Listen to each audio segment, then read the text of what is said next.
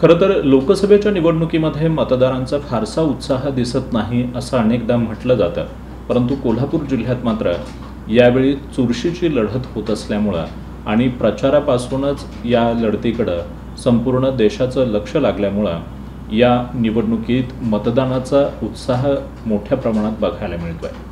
आज भुदरगड तालुक्यातील कूर इथं तर ग्रामपंचायतीला ज्या पद्धतीनं एक गठ्ठा मतदान केलं जातं तशा पद्धतीनं मतदान झाल्याचं दिसून आलं। माजी जिल्हा परिषद सदस्य जीवन पाटील हे आमदार सतेज पाटील यांचे कट्टर कार्यकर्ते आहेत।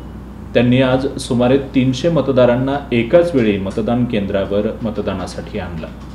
या मतदारांचं आणखी एक वैशिष्ट्य म्हणजे मतदानासाठी आलेल्या सुमारे 300 मतदारांपैकी महिला मतदारांना कोल्हापुरी फेटे परिधान करण्यात आले होते, तर पुरुष मतदारांनी गांधी टोप्या परिधान करत मतदान केंद्रावर प्रवेश केला आणि वाजत गाजत आलेले हे मतदार मतदान केंद्रावर मतदानासाठी आलेल्या इतर मतदारांचं लक्ष वेधून घेत होते।